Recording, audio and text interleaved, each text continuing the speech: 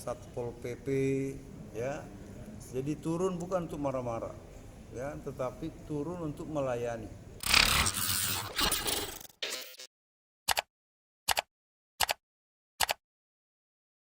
Ya, termasuk Satpol PP, ya. Jadi turun bukan untuk marah-marah, ya, tetapi turun untuk melayani, ya.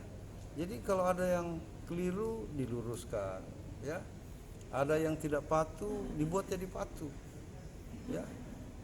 Punishment boleh, tapi tidak dengan kata-kata yang menyakitkan gitu. Orang yang dihukum itu butuh sentuhan, ya. Tapi saya berharap PSBB diberlakukan, ekonomi masyarakat juga bisa bergerak, ya. Ekonomi masyarakat bisa bergerak.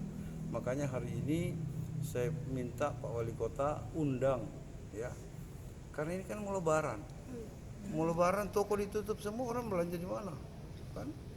Makanya semua toko-toko terutama yang punya tenaga kerja banyak, ya, ini harus kita tetap buka, ya, tapi dengan catatan itu tadi, protokol kesehatan harus tetap dijaga, ya, masker, ya, jaga jarak, di depan ada wastafel, ada hand sanitizer, ada scanner, ya, itu aja yang penting. Kita pastikan orang masuk ke toko nggak ada yang positif, ya, nggak ada yang bermasalah, itu.